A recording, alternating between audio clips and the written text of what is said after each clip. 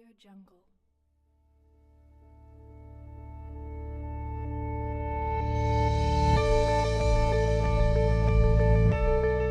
AudioJungle.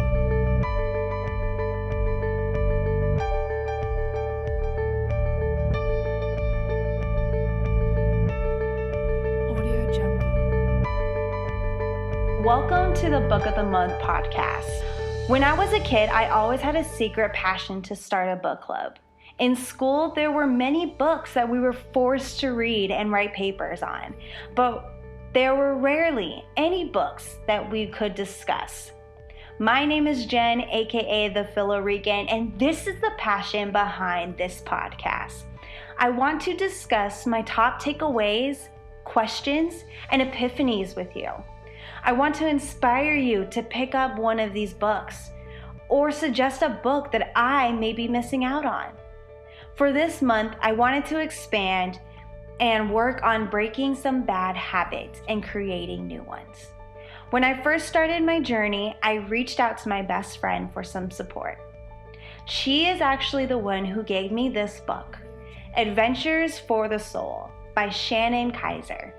Shannon Kaiser breaks it down to 21 powerful, effective ways to break some bad habits and to start new ones. Each podcast will include 3 of her tips, so let's dive in. Have you ever settled before? Have you ever felt bored or restricted? Have you ever said no to an opportunity because you weren't quite sure where that opportunity was going to take you?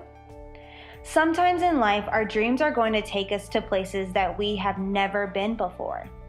Our dreams are going to put us in situations that we have never been before. Settling is an action that we take out of fear. We settle for what we think is the best that we can get. We settle because we go after what looks familiar, because we are scared of the unknown. So how do we stop settling? Well, you and I are already doing the first step, admitting we want to change the settled situation and go after what we really want. That first step is hitting the reset button and being okay with it. I know, I said okay, and it probably hit you like a ton of bricks. It did for me too. Because hitting the reset button is like making some edits to your story. You hit the reset, erase the last few paragraphs, and start again. Hitting that reset button is admitting that you have settled and you want to change. Hitting reset doesn't mean that you have failed or are going to fail. I know, this one hit me like a ton of bricks because hitting reset for me before I read this book and before I was reminded by this book that hitting reset doesn't mean you fail. And I have this fear of failure, and I'm going to talk about that later. But what do we do after we hit that reset button? Because our past doesn't just go away. I have to tell you guys something. I have been binging Legends of Tomorrow, and the first rule of time travel is that you cannot alter your past. So these time travelers can go anywhere in the world, change anything that they can, but they cannot alter their past. You cannot change events that have already happened because, as Legends of Tomorrow have shown, even if you have changed your past, it won't change your present in the slightest.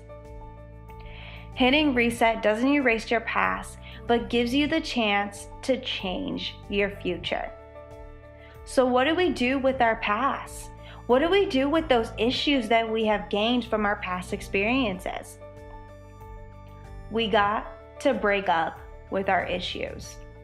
We got to drop our issues like a bad ship or a bad boy. When we hold on to our issues, they will remanifest in our external life in different forms. Negative will attract negative. And I can definitely back up Kaiser on this one. Based on my past, especially in college, I was a negative Nancy and I attracted negative to my life. If your beliefs are negative, then your life will reflect that. We have to be able to own our issues and ask ourselves, what can I gain from this? If we hold on to our issues and our past experiences, we will keep labeling everything as a bad issue or a bad experience. Like I said before, when I first read this section, it hit me like a bag of bricks because I realized that I was missing the big picture. I was focusing on the pain instead of just listening to my notification that I tried for something and looked for that lesson.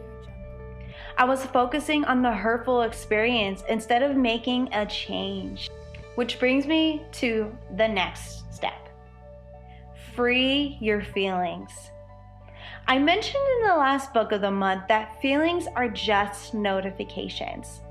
So based on this preface, negative feelings are just notifications, letting us know that we are lacking something.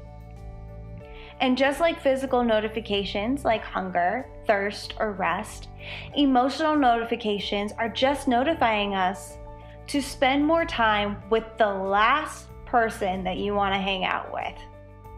Yourself. You got to hang out with yourself. In order to understand your notifications, you must first understand the language. Your heart and soul have a unique language called feelings. The trick is, each person has a different dialect to that language, and not one code is the same. So the only way to learn this language is to spend time with yourself. Once you understand that feelings are just little text messages being sent to you from your soul, your notifications will keep piling up. So meditate, sit in a quiet room, and understand how each notification manifests, how each emotion shows up. Once you understand each emotion, communicating with your feelings will become easier, and the notifications will stop piling up.